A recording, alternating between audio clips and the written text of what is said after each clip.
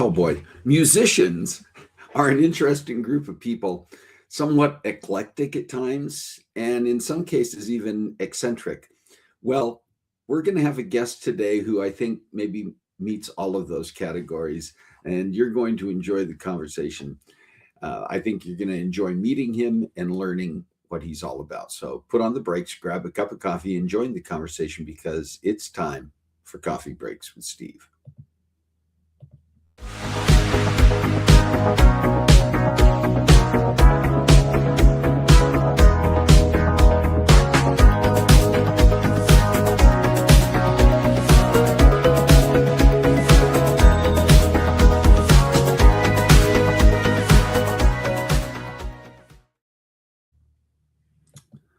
All right. Yes, I'm getting my coffee because apparently I may not be able to talk otherwise.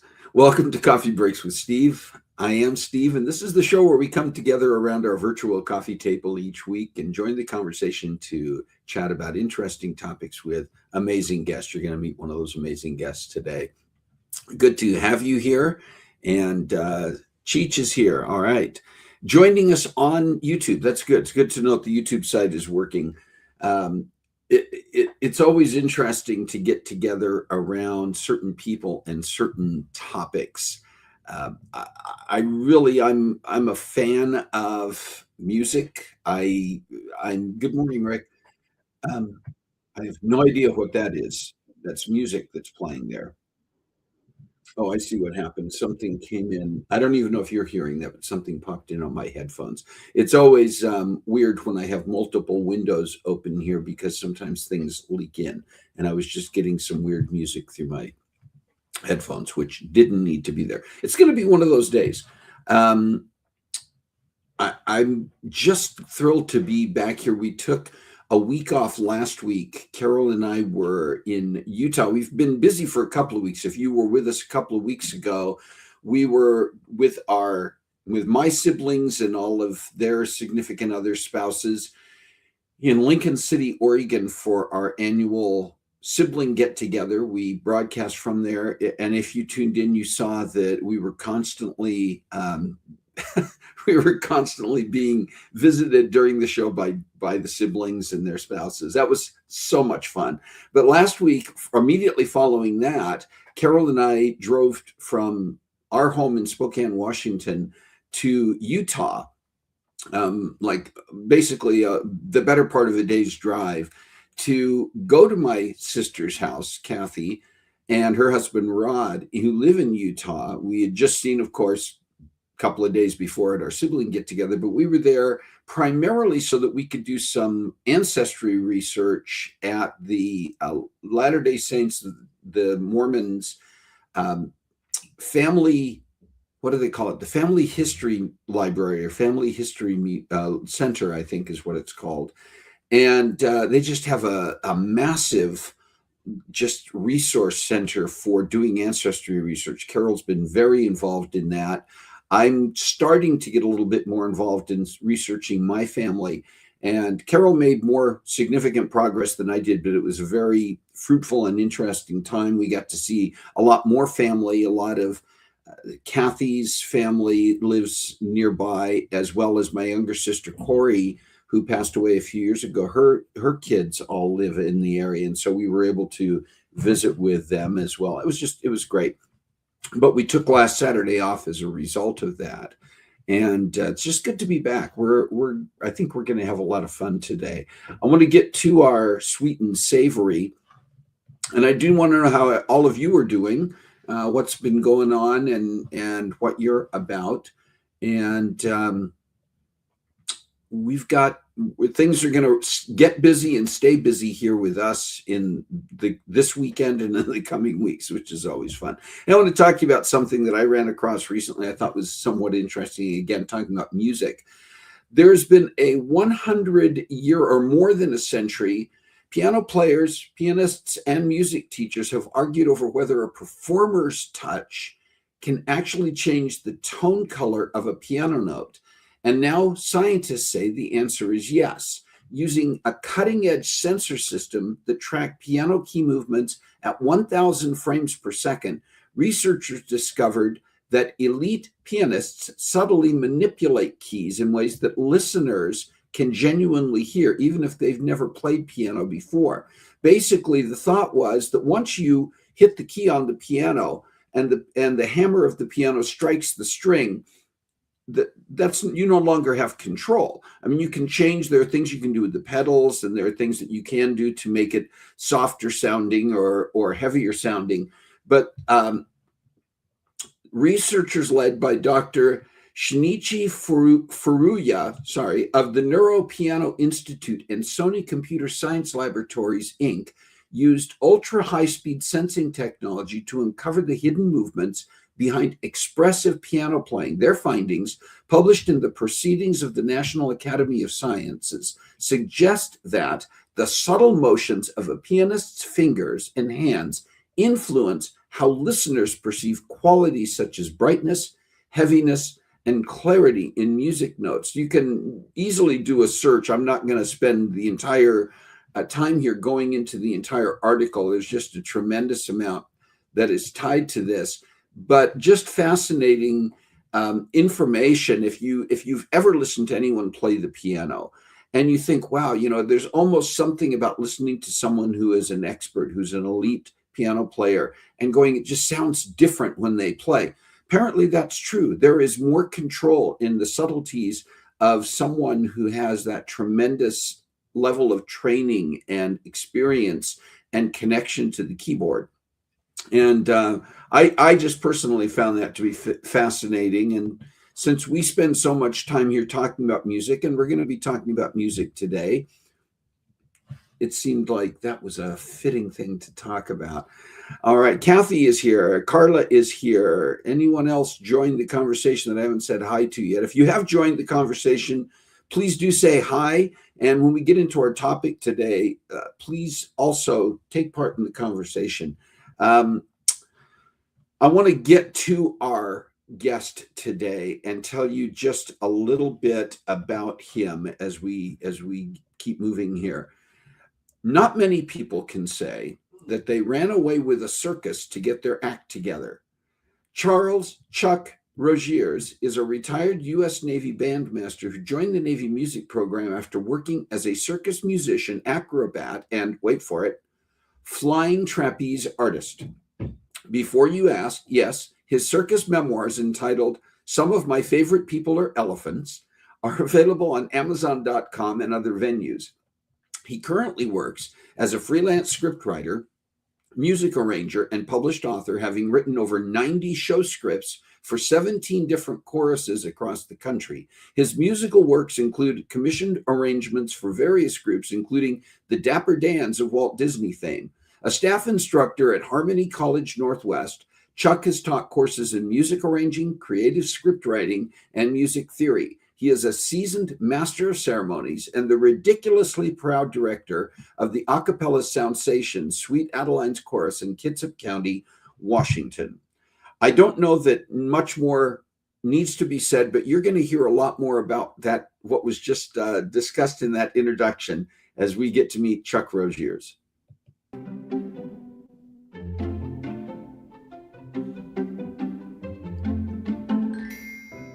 Well, Chuck, thank you so much for taking the time to be here today, and welcome to Coffee Breaks with Steve.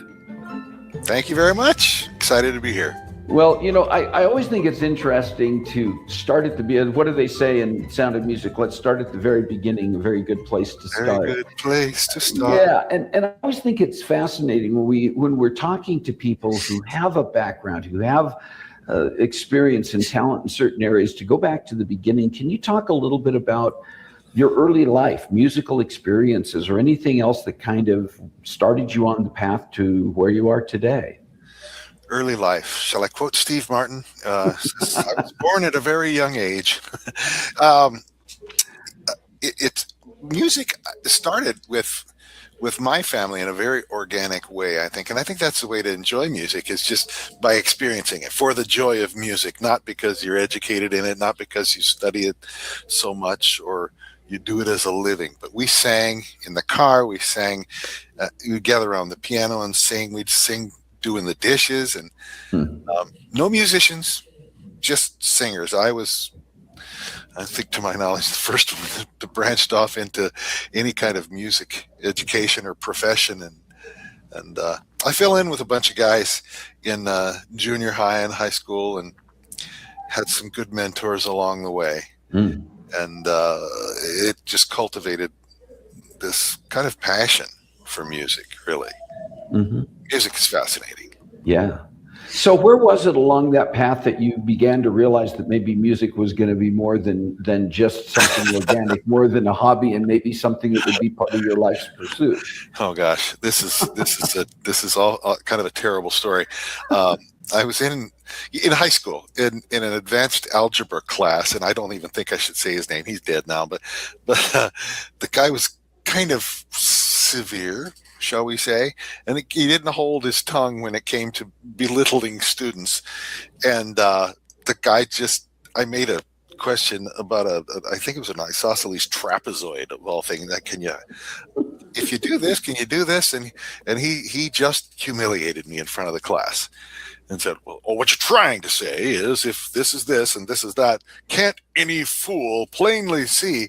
And I had been battling in my mind whether I wanted to go into college as a music major or follow a business path or something like my dad taught at the university. And that was the moment where I said, oh, okay, I'm going to be a music major. I'm dropping this class tomorrow. So I took no more math for the rest of high school and just followed music. And it's kind of a sad story, but very influential in my life. And Yeah. Along the way, whether it was during those early years or even, as time has gone by, can you talk about a little bit, maybe some of the people who influenced you? Who were some of the influences for you as a young musician, and who has continued to influence you? Oh, mercy. You got to talk about educators, don't you? My first guy, my junior high band director, I refer to him as in my circus book, which I think we'll get to in a minute, but as my beloved mentor. His name is Chuck Gant, and he was just this guy that showed me what music can be. Had a passion for band music. We'd play performances in the park, a community band during the summer, and I remember riding, oh my gosh, on the back of a tractor, old Johnny Popper Model A that he drove. We both lived in the country, and I had carried my trombone in my right hand, my trombone case, hanging onto the back of his seat while standing on the hitch of the back of this tractor, if you can imagine. Wow. Going a dirt road, driving into town. And he was the feeder for the high school programs. We had a couple of great educators there. Shirley Neugebauer, who was, we called her Snoog. She signed her name S. Noog, so we called her Snoog. But oh my goodness, was she formative in the education of a lot of successful professional musicians from that little small town in South Dakota. Yeah. And then my band director, Dave Mitchell, Larry Mitchell, his brother in college was the director of bands at University of South Dakota. Just a lot of great folks. Larry Torkelson, man. Most people do not, that I know at least, Chuck, do not have joined the circus, performed in the circus as part of their resume. Yeah. And how did that, I just think it's important you share kind of how that happened. You know? Yeah. Well, it's this series of unlikely events. There's a musical organization that they're musicians, band members who just are fans of circus music, and they get together. It's called Windjammers International. And windjammer is circus slang for musician. We jam the wind in the horns, I guess. Circus has a lot of colorful language. And Windjammers are musicians. And the president of that organization, they were having their national convention that year in Sioux Falls, South Dakota. And my buddy Rolf had just graduated college and was there. And the president made an announcement. We need a tuba player and a trumpet player for a circus band pretty urgently. Does anybody know anyone? And his trumpet instructor said, I know a trumpet player. And Rolf said, hey, I know a tuba player, but he's in Arizona right now. He called me, and there we were. A week later, we're walking into the Big Top with big eyes and no clue, not a clue. We were just a couple of dumb kids, Yeah. Yeah. Well, I mean, how long did you perform with the circus, and was playing the tuba the only thing that you did with them? Oh, no, I thought you knew. Oh, I do. You do know. Okay, I thought you did your homework. Yeah. I just want our viewers to be able to get this full story. Yeah, no, we started in the band because that's how it was, but I fell in love with the girl on the flying trapeze, and after a couple of years in the band, they put me in the act. I was a trapeze catcher and a teeterboard. They call it a setter, but that's basically the strong man on the bottom. You can't see my totally jacked body with this black shirt on. Not jacked, it's old and fat. It used to be. This is where you put in one of those circus pictures later. Yeah, right. That's right. And I had the unique ability to hold up a 5-man high, pyramid and climb a rope and do all that stuff. And I liked driving stakes in the ground with a sledgehammer every day. Oh, a lot of work. Yeah. The circus moved every day. Yeah. The tent, if you can believe it or not, was big enough that we could not fit it on a football field. That's how big the circus tent was. we had to, and we tried, like a couple of towns tried, and we just took the elephants and just ripped out the goalposts, and then said, and then said the boss said, we'll pay to put it back in. I said, well, why didn't you just ask? He said, they might have said no. We need to get the tent up. And how long were you with the circus? 4 years. 4 years. Yeah, 4 seasons. What did that time in the circus teach you about performing, about creativity, about relating to an audience? You know, I don't know if it taught me a whole lot, because I was already fully trained in a performer when I went in there, but it did reinforce things like hard work. A work ethic is one of the most valuable life tools you can have, and from Midwest, that's you work or you don't eat kind of thing. And a circus is quite a meritocracy. If you don't work, you don't get paid, and it doesn't matter why. And it's very dangerous work very often. I've always said I'm part ham and part BS, so I fit pretty well into the circus. And I was voted class clown in high school. So I don't know. It seems natural. There was some destiny involved. Well, you may have been a class clown. You may have been in the circus, but you also served in the Navy. It's a different kind of circus, isn't it? A different kind, and that became a career in and of itself. Can you talk a little bit about that? And how that, how did that end up happening, and what your experience and your service was like? Well, I was a bandsman, Navy band. I was in the Army National Guard in college, just to get some, what I would say, beer money. There was a pretty good band up in Mitchell, South Dakota, a lot of college kids and band directors, educators, and the band was great. And we had the opportunity to perform and get the taste of military life. And I went to Army Basic in 1981. And so I had that experience before I joined the circus. In fact, I was AWOL from the Army when I joined the circus. Not very proud of that. They found me.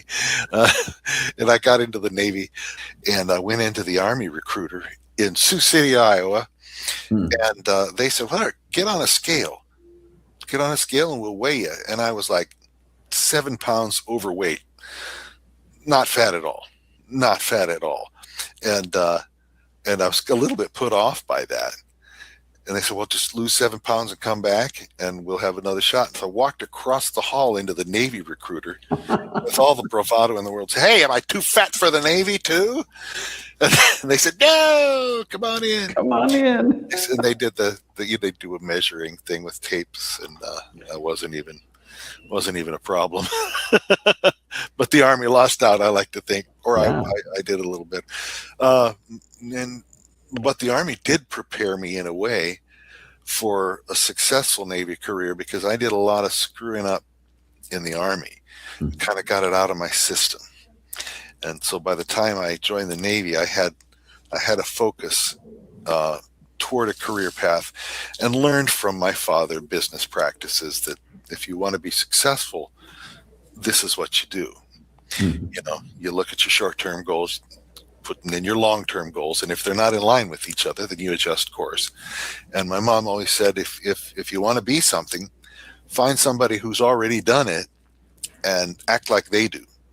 And then when you get as good as they are, find somebody else.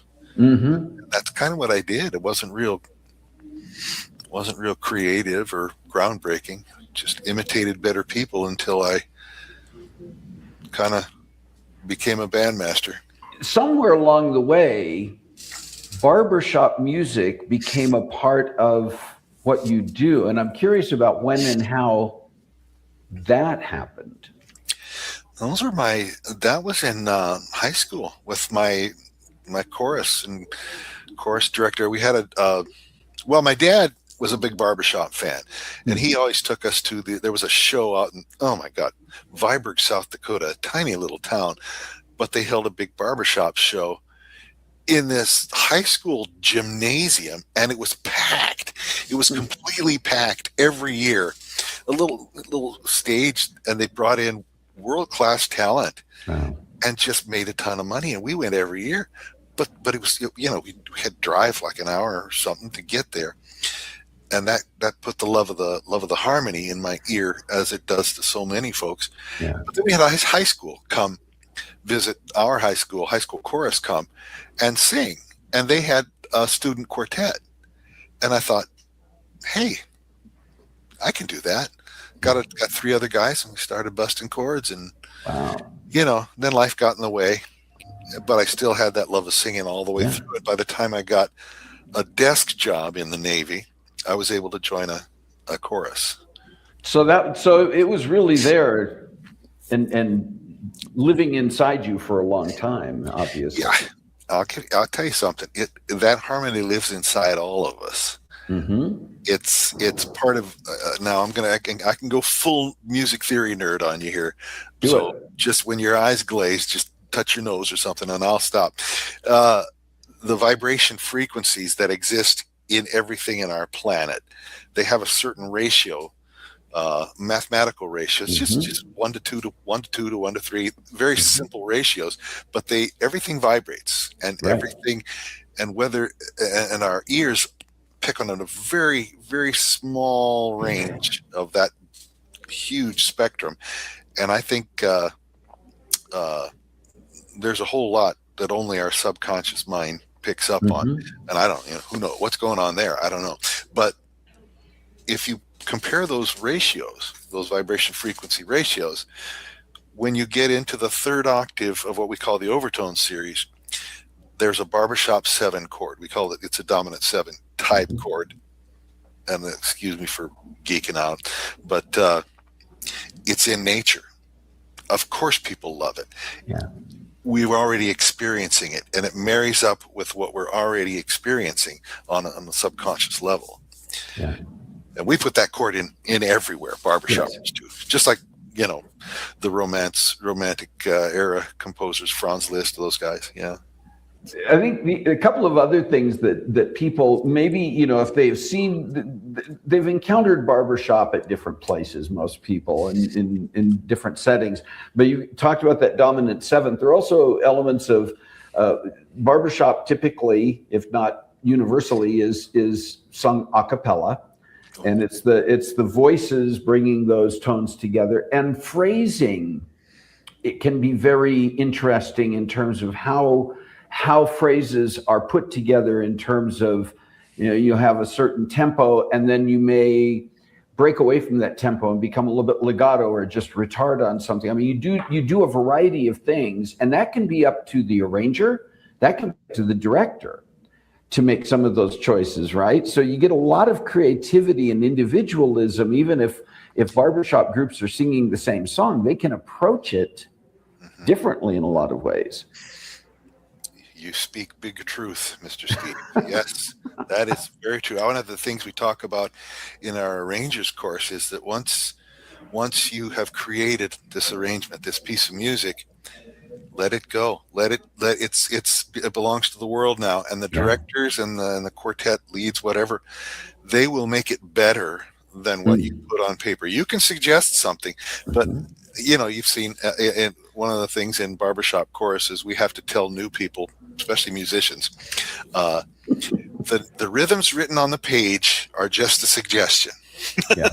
we tend to sing with more freedom, more conversational pace. Yes. And the other thing that is worth mentioning is we hearken back. Acapella singing, and barbershop in particular, harkens to a different type of tuning, a set of tuning called just intonation that came before we tried to organize our scale into 12 equal half steps, right? The equal temperament is something it's a good system.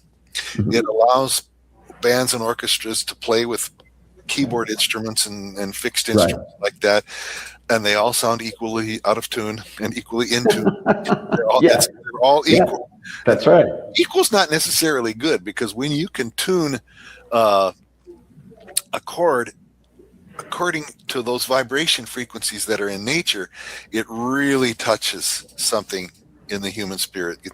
fires up that vagus nerve, and they hear that harmony. They don't know why it's so yummy, why it can even be piercing. Yeah. But it's very instinctual. It's very organic. Yeah. Yeah. I know we're gonna have to. This is gonna be one of those episodes. I know we're gonna stretch a little bit because there's some things I want to make sure we don't rush through. But talking about barbershop, you are the director of a barbershop chorus, the Acapella Soundsations. Now, is that the only chorus that you currently direct? And I want to talk about that. I'm an assistant director to the men's course, the West Sound course. I mentioned Mike Menifee. Yes. But yeah, that is a barbershop chorus. The women's side, that's technically not a barbershop group. That's a group that sings in the barbershop style. Right. Those types of chords. One of the reasons the barbershop sounds tight and yummy is because the arrangers have to work with a pretty tight palette of sound. That's right. And that tight sound is very crunchy. Think, Four Freshmen, but with a bass. Yeah, there you go. Right, and the Sweet Adelines, Sing United, they're the same. But they've got, it's instead of this palette, they've got this palette. Yeah. At the same time, you have to figure out how to get that to work within the framework of the female voice. And I've fallen into this wonderful chorus, this wonderful situation of extraordinary women, and I fell into it kind of if you don't mind me blathering and bloviating. No, keep going. They courted me as their director for several years, and I've always been a terrible judge of women. I'm terrified of them, and I don't understand. And they said they were asking you to be their director, and I do remember them saying that coming to rehearsals of the men's course. But I thought they were kidding. They don't want me, And finally, my girlfriend Melanie McGuire said, "You need to do this. They're right in your backyard. They need a director. They're down to like 8 people, and they're about to die and lose their charter and everything, and you can go in there and be their director." And I've been through a kind of a rough patch in my life about 15 years ago, divorce, bankruptcy, all kinds of blah blah, small violin, cue the violin music, and I walked in and said, "Okay, here's the deal. I'll do the music, but that's it. You all have to take care of everything else." And they said, "Will you work for cheap?" And I said, "Yes, I will." and accidentally, what my uninspired laziness did was it bred this fierce group of leaders and very competent, devoted, caring, charismatic women that basically take care of me, and I'm free to do just the music. And you mentioned an arrangement, and you do arrange. You do a significant amount of arranging for your own group, and other groups use those arrangements. What is it that draws you to a song and makes you think, okay, this could work as a barbershop arrangement? Or is it just that, there's anything has the possibility and just kind of have to have the guts to give it a try? How does your mind work on that? My mind basically is the old lizard brain. If I don't like it, I won't do it. Mm-hmm. I've got to like it. There are tunes that won't work very well with barbershop. Minor tunes in minor keys, for example, don't play very well because it's such a happy sound in it, and we have all those chords that we change to those secondary dominant chords. Sometimes I'll get them from the gals and say, "Hey, can we do this? Can we do that?" Other times it's just, as I don't know, as an artist or creator or whatever, I think one of the most important things you can do is find solitude, find alone time to get in touch with with what's going on inside your own head and just let it run a little bit. Then you have to dance with a song for, I do anyway, for 2 or 3 months before you start putting it on paper. I take a cigar out to my deck out back and whatever, and sit and roll things around in my head, and then that's before you ever put any pen to paper. I can't. We're going. Okay, this is going to sound like a shameless plug, and it is probably, but we're going to get some coaching. The chorus is at Harmony College in a couple of weeks, and we may have the opportunity to sing on their Saturday evening show.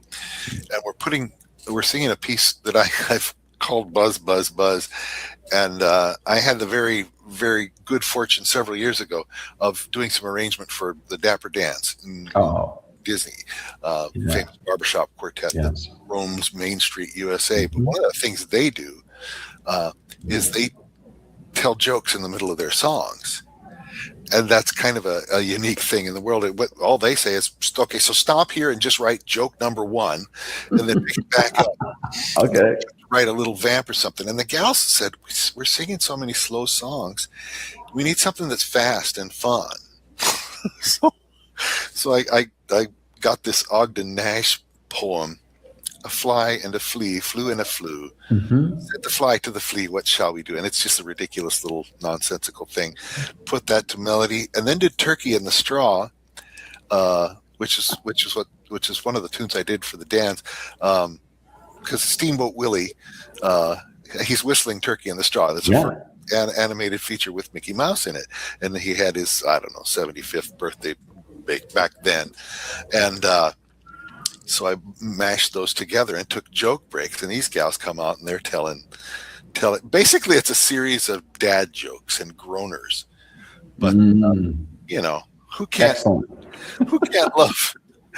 Well, I had an old hen and she had a wooden leg. Was the best darn hen that ever laid an egg. Laid more eggs than any chicken on the farm, but another little egg wouldn't do her any harm. Yes. How do you not love that? You got it. And they sound great, and they have so much fun. Yeah.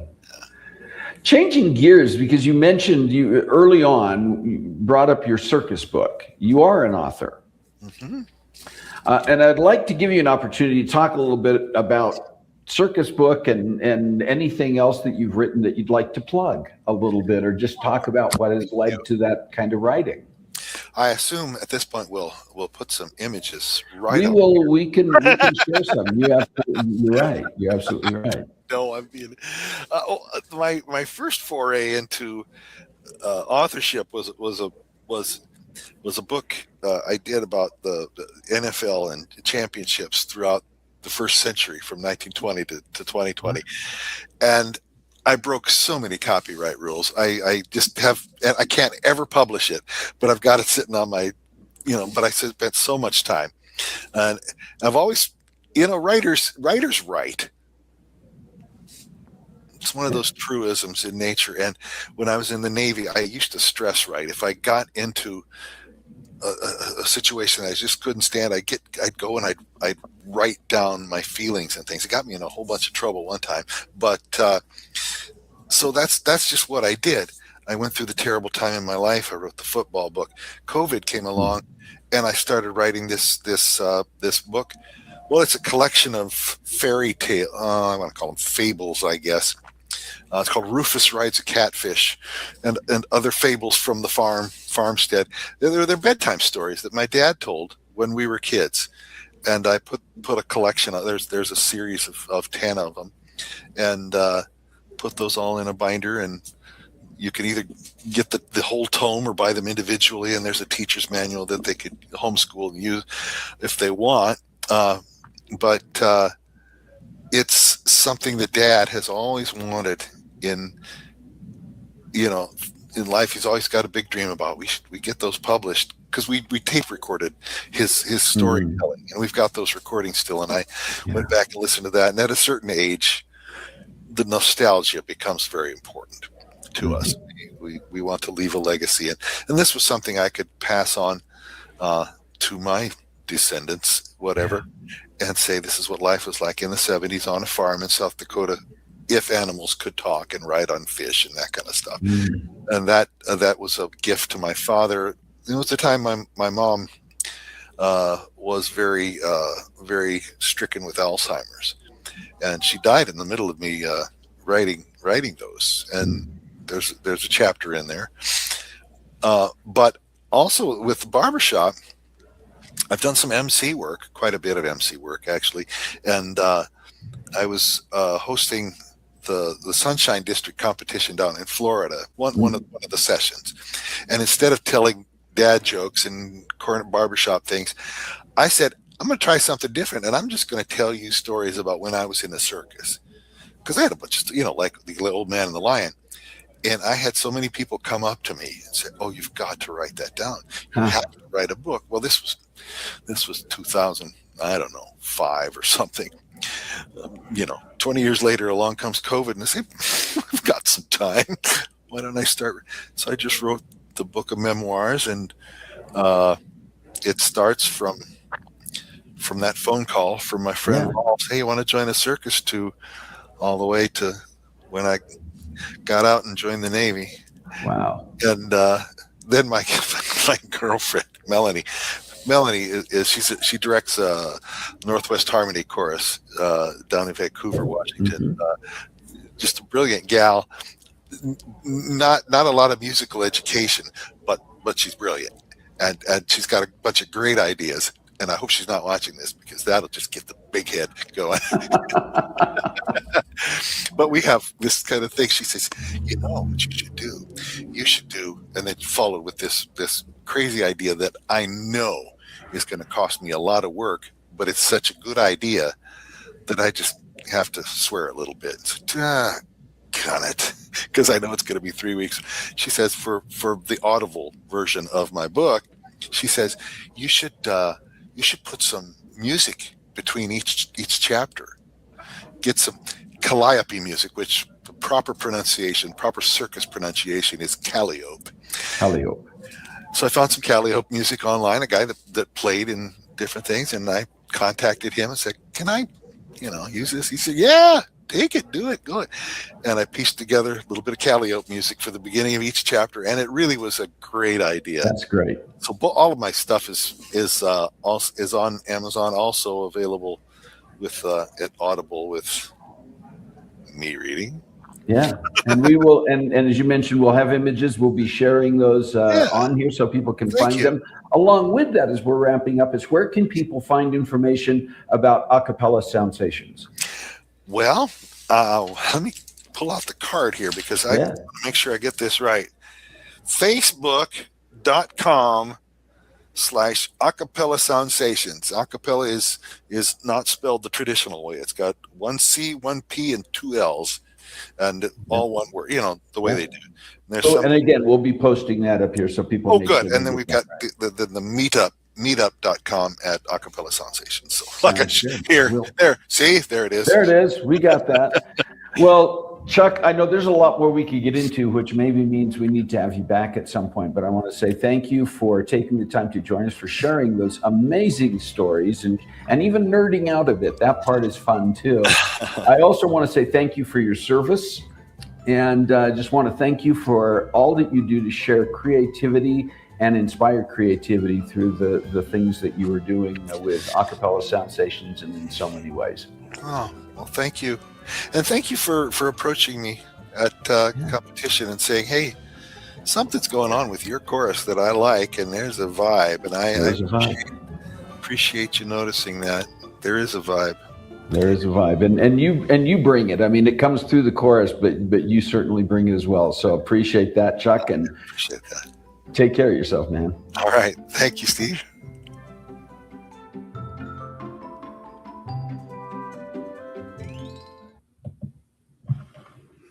All right. Fascinating conversation, right? Hey, listen, something occurred to me as we were going through that conversation. That is, I cut short on our sweet and savory. There were a couple of birthdays that I failed to mention, so I wanted to get those in here.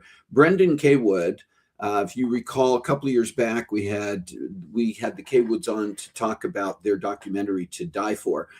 And Brandon is celebrating a birthday this week on June 15th. And then Stephanie Ladera, who's been on the show before, is celebrating a birthday on the 17th.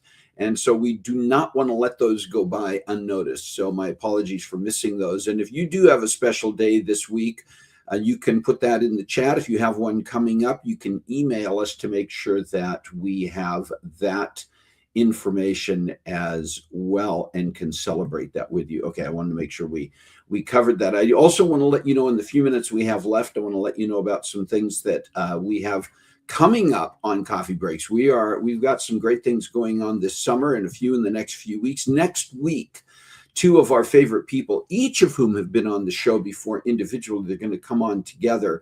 Chrissy Whitehead and Alexis Cara Gervais are going to be on to talk about their nonprofit organization and their work with Broader Than Broadway. We're going to talk a little bit more about that here in a moment as we highlight our nonprofit of the month. And then in a couple of weeks, Carissa is going to be presenting a guest. She'll be co-hosting with me on June 27th, and she's going to be sharing a conversation with a mermaid. I'm serious. You're going to want to be here for that. Making Waves with Mermaid Sandy, brought to you by Carissa. And then 3 weeks out, we are at the 250th birthday of our nation, July 4th, Independence Day. And we're going to be speaking with a gentleman by the name of Jim Cowie, who is an expert on history, particularly in the Louisiana area, New Orleans and the surrounding area, he's going to share a little bit about his perspective on that area's involvement in and participation in and significance in the war for independence. And that'll be a fitting one for the July 4th episode. And then on July 11th, we're going to be meeting another musician by the name of Casey Schisler, who is got a fascinating story and her own approach to music. We're going to be talking about the bard's journey. We want to know what the topics are that you want to discuss. Who are the guests that you'd like to see? And some of you have already been sharing some information with me recently. Please follow up on those. We'd love to hear your ideas. And if you bring to us a topic, introduce us to a guest and a topic and a guest that we're able to bring to the show, we've got a special prize for you. So just as a thank you. So do take the time to do that. And then remember that we are on YouTube. Some of you are on there right now watching us. And if you are not already a subscriber to our YouTube channel, would you subscribe? Would you like and share our videos? Would you share the YouTube channel so that other people can find us and meet and hear from people like Chuck Roegiers? It's just a great way to get the word out to a larger audience. All right, listen, for our last sip today, I want to talk about, we're featuring a nonprofit organization each month. And this month, we want to talk about Broader Than Broadway. This is an organization that is bringing the performing arts to people, particularly students, younger people, who in many cases have had their opportunities through their schools to get the performing arts opportunities there, music, theater, dance, whatever it might be. The budgets have been cut and they're not getting those. And in some underserved areas, they just don't have access to it at all. And Alexis Cara Gervais and Chrissy Whitehead worked together in the past in their work as actors, as singers, as dancers, formed this organization in order to bring this more effectively to people.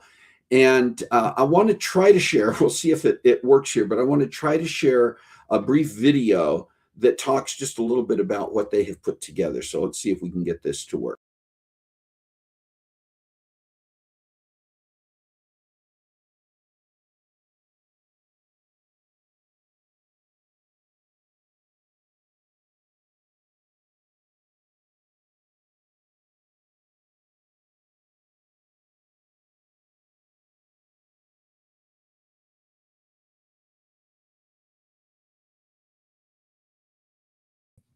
Okay, that may not let us do what we wanted to do. I'm going to try one more time here and see if we can get this to happen, but I'm not going to spend the whole rest of the day on it here. All right, let's see what happens here.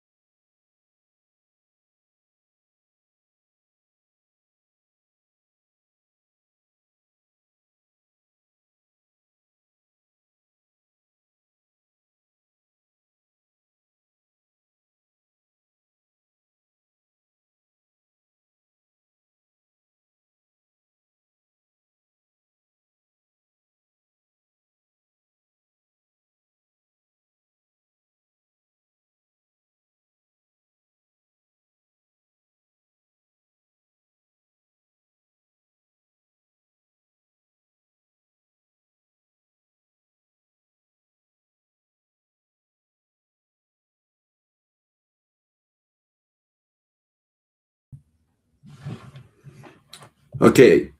Appears that we were not able to get audio to you on that. So we'll try some things next week as we talk about Broader Than Broadway. My apologies that didn't come across the way we wanted it to, but I'm going to show you here. You can find information on Broader Than Broadway at their website. You can either scan that QR code, or you can go to their website, www.broaderthanbroadway.org. And next week you're going to hear from Alexis and Chrissy directly about this. If you go to the website and go to the link on their website that says press, you can find the very video that I was trying to show you. And we'll try to get that ready next week. I was trying to get it downloaded, which makes it a little bit easier to share. But one way or another, want to make sure that you have access to this information. And I really encourage you. This is an organization that I'm also involved with and have been working with Chrissy and Alexis for the last, I think, 3 years to get the organization put together and to get it out there in front of people. I had an opportunity to be in Tampa Bay a few weeks ago and see what they are doing in action with a group of students. But anyway, just again, thank you for sharing this time. Thank you again to Chuck Roegiers for sharing his story, sharing such great information. Thank you for sticking around a few extra minutes. We wanted to make sure we got all of Chuck and his story in there, and then wanted to share a little bit about Broader Than Broadway with you. Would you take the time to look at these nonprofits that we are highlighting each month and look at what they are doing and look at whether there is something there that you might feel inclined to want to get involved with? Because that's one of the big things that we're all about at Coffee Breaks with Steve, is that we all have things that we can connect to, things that we are or can get passionate about. And when we do that, we find opportunities to do things that go beyond ourselves. And so just a reminder, as we talk about each week, that we say, please find a way to make a difference in your world this week. God bless you. Have a great week. We've got some exciting things coming up. So we'll see you next time on Coffee Breaks with Steve.